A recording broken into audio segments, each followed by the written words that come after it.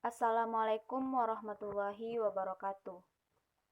Perkenalkan, nama saya Irma Ladipa Putri, perwakilan dari kelompok 5. Pada kesempatan kali ini, saya akan menjelaskan hasil diskusi kami tentang akidah dan peranannya dalam kehidupan. Oke, langsung saja kita masuk kepada pembahasan. Arti dan ruang lingkup akidah. Yang pertama yaitu pengertian akidah. Akidah berasal dari kata dasar al-aqdu, yang berarti ar-rabat ikatan, al-ibram pengesahan, al-ihkam penguatan. Selanjutnya yaitu terdapat pengertian akidah secara bahasa, secara istilah, dan menurut para ahli. Yang pertama yaitu pengertian akidah secara bahasa. Akidah secara bahasa yaitu berkaitan dengan keyakinan, bukan perbuatan. Seperti akidah dengan adanya Allah dan diutusnya para rasul. Sedangkan menurut istilah, merupakan masalah yang wajib dibenarkan oleh hati dan jiwa agar menjadi tentram karenanya, sehingga menjadi sebuah kenyataan yang teguh dan kokoh yang tidak tercampuri oleh keraguan dan kebimbangan. Selanjutnya yaitu ada pengertian menurut para ahli. Yang pertama yaitu menurut Muhammad Hasbi Asyidiki. Ia mengemukakan akidah menurut ketentuan bahasa, yaitu bahasa Arab, yakni sesuatu yang dipegang teguh dan tertancap kuat di dalam hati dan tak dapat beralih daripadanya. Selanjutnya yaitu dari Syekh Mahmud Shaltut, mengatakan akidah merupakan sisi teoritis yang dituntut pertama-tama dan terdahulu, yang tidak boleh digabung dan tidak dipengaruhi oleh keraguan-raguan. Selanjutnya yaitu dari Syekh Hasan Al-Banna. Ia mengemukakan akidah sebagai sesuatu yang diharuskan hati, membenarkannya sehingga menjadi ketentraman jiwa, yang menjadikan kepercayaan bersih dari kebimbangan dan keraguan-raguan. Yang terakhir yaitu dari Abu Bakar Jabir Al-Jazairi. Akidah merupakan sejumlah kebenaran yang dapat diterima secara umum oleh manusia berdasarkan akal sehat dan wahyu dan fitrahnya. Jadi kesimpulan dari akidah ini ialah apa yang telah menjadi ketetapan hati pasti merupakan akidah, baik itu benar ataupun salah.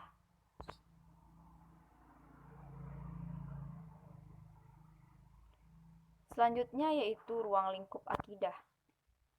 Yang pertama yaitu beriman kepada Allah. Beriman kepada Allah yaitu membenarkan dengan hati, mengucapkan dengan lisan, serta mengamalkan dengan perbuatan, bahwa Allah itu ada dengan segala keagungannya. Pada dasarnya, iman berasal dari bahasa Arab yang dapat diartikan percaya. Namun, pengertian iman secara istilah adalah membenarkan dengan hati, mengucapkan dengan lisan, serta mengamalkan dengan perbuatan. Selanjutnya yaitu iman kepada kitab-kitab suci. Iman kepada kitab suci adalah mempercayai dan meyakini sepenuh hati bahwa Allah Subhanahu wa Ta'ala telah menurunkan kitab-kitabnya kepada para nabi dan rasul, yaitu berisi wahyu Allah untuk disampaikan kepada seluruh umat manusia. Selanjutnya yaitu terdapat kitab-kitab Allah terdiri dari kitab Taurat, kitab Zabur, kitab Injil, dan kitab Al-Quran.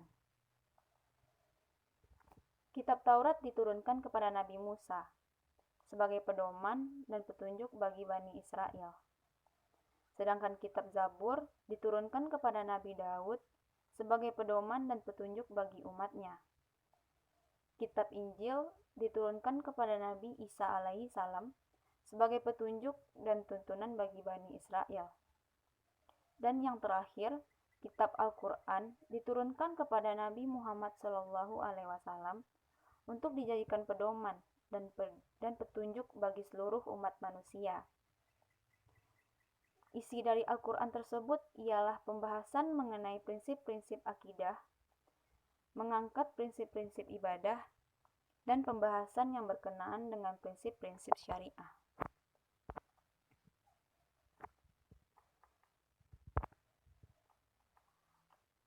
Selanjutnya yaitu iman kepada Rasul. Iman kepada Rasul yaitu meyakini dengan sepenuh hati bahwa Rasul itu benar-benar utusan Allah yang ditugaskan untuk membimbing umatnya ke jalan yang benar agar selamat di dunia dan akhirat. Tugas dari Nabi dan Rasul, yang pertama yaitu tugas Nabi. Secara garis besar, tugas Nabi itu yaitu menyerukan iman kepada Allah dan mengesahkannya. Menyerukan iman kepada hari akhir dan hari pembalasan amal perbuatan. Menerangkan syariat yang bertujuan tercapainya kemaslahatan dan kebahagiaan manusia di dunia dan akhirat. Yang kedua yaitu tugas Rasul. Secara garis besar, tugas Rasul itu yaitu menyeru makhluk untuk menyembah kepada Allah saja. Menyampaikan perintah-perintah dan larangan-larangan Allah kepada manusia. Menunjukkan dan membimbing manusia ke jalan yang lurus.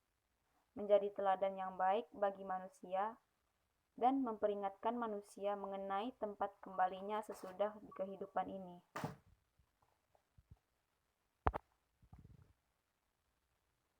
Selanjutnya yaitu iman kepada hari kiamat. Beriman kepada hari kiamat yaitu harus yakin dan percaya bahwa hari kiamat itu pasti datang dan kelak manusia akan dibangkitkan kembali dari kubur untuk menerima pengadilan dari Allah. Segala amal yang dilakukan manusia di dunia ini, begitu pula dengan sengketa-sengketanya, keadilan dan kezaliman, kedermawanan dan kerakusan, ketaatan dan pembangkangan, akan disempurnakan oleh suatu pengadilan yang paling adil di akhirat kelak. Terdapat dalam firman Allah dalam surat Al-Jasiyah ayat ke-21-22 yang artinya, apakah orang-orang yang membuat kejahatan itu menyangka bahwa kami akan menjadikan mereka sama dengan orang-orang yang beriman dan mengerjakan amal yang soleh, baik di masa hidupnya dan sesudah matinya? Amat buruklah apa yang mereka sangka itu. Dan Allah menciptakan langit dan bumi dengan tujuan yang benar agar dibatasi tiap-tiap diri terhadap apa yang dikerjakannya dan mereka tidak akan dirugikan. Yang terakhir yaitu beriman kepada qada dan qadar. Qada dan qadar adalah ketentuan Allah bagi manusia yang menunjukkan kemahakuasaan Allah dalam menentukan nasib manusia. Allah Maha Kuasa untuk menentukan apa saja yang dikehendakinya. Al-Quran menjelaskan dalam surat Al-Hadid ayat ke-22 yang artinya, tidak ada bencana yang menimpa di bumi ini dan tidak pula pada dirimu sendiri, kecuali telah ditentukan di dalam kitab sebelum kami wujudkan. Sesungguhnya yang demikian itu adalah mudah bagi Allah. Selanjutnya yaitu manfaat beriman. Ketika kita beriman, banyak sekali manfaat yang akan kita dapatkan. Yang pertama yaitu kebahagiaan. Masing-masing orang memiliki standar kebahagiaannya tersendiri. Ada yang menilai kebahagiaan dari uang, ada yang dari percintaan, ada yang dari keluarga, ada yang dari prestasi, hingga sukses dunia akhirat. Selanjutnya yaitu kedamaian. Mempercayai Allah artinya Anda akan hidup bahagia dengan damai. Orang yang tidak mempercayai Allah akan hidup dalam rasa cemas, selalu meragukan keberadaan Allah, dan pada akhirnya membuatnya merasakan hidup yang tidak damai. Selanjutnya yaitu keselarasan. Manusia terdiri atas jiwa, tubuh, emosi, nilai-nilai, dan kecerdasan. Dalam Islam, Allah menjelaskan bahwa manusia perlu menjalani hidupnya dengan keselarasan atas aspek-aspek tersebut. tanpa keselarasan akan salah satu aspek tersebut, maka manusia akan merasakan penderitaan atas konsekuensinya. Selanjutnya yaitu pandangan hidup yang jelas. Sebagai seorang muslim yang beriman, Anda akan berjalan sesuai dengan sumber pokok ajaran Islam.